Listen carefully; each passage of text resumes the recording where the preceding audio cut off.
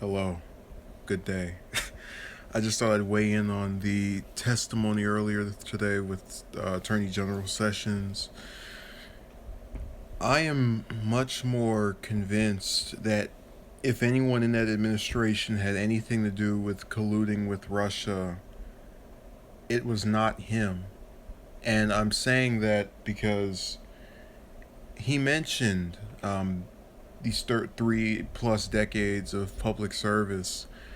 And it's so hard for me to believe that a person that held office for decade after decade would just completely turn around and get pledged their loyalty to another country or do something that is obviously a form of treason.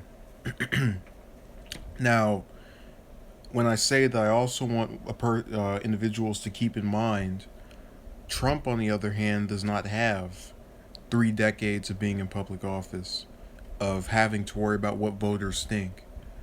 So, on a psychological level of just also looking at the person's record, I would say Trump is much more believable when it comes to the idea that he had something to do with Russia. And even that is still kind of hard for me to fully back.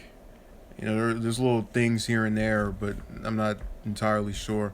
One of my favorite moments was when there was the mention of Luther Strange, who succeeded Sessions to his seat, and one of the other members that was there made the mention that they should have, I think it was some basketball courts, and they started laughing. Um, that was probably and the other highlight, apart from Sessions' speech about his longevity in public office, was when Senator Cotton uh, went on his little tirade. I have never before seen such allegations made against a person who's been in office. Would you agree that this is akin to a story from a James Bond movie? he just I love that pop culture, our what mainstream society reference. I thought that was enjoyable to watch and to see. Now, what we also have to understand when we go through and watch these events is that they're serious. These are things that are of great importance. We need to know whether the election's getting hacked. We need to know whether or not we have a democracy or not. And a lot of people will say we don't because the Electoral College obviously swaying things in favor of Trump. But nonetheless, I find these moments that are, endearing to my mind, pleasing, because without those, you can't have a pleasant time. It just becomes this ordeal where you have to watch a person be questioned and interrogated, as was the case with Hillary about a year and a half ago. I think it was October.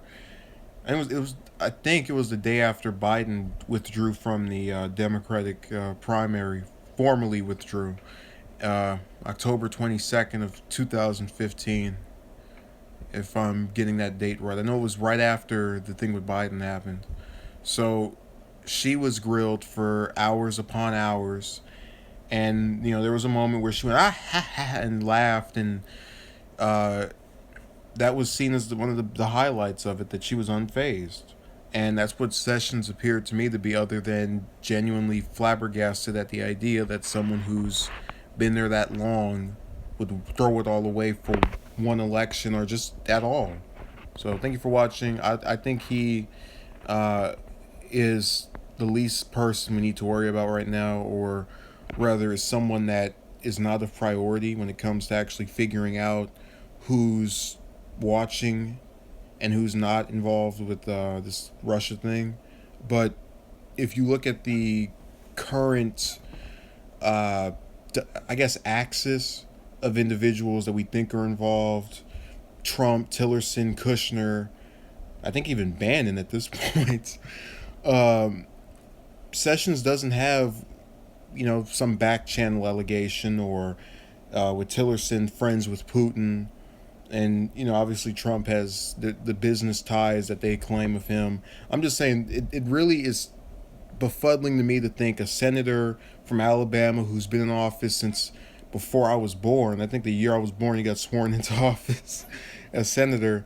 Is going to throw it all away for this. It doesn't seem practical, in my opinion. But we'll find out more as time passes. Thank you for watching. Have a good day, and see.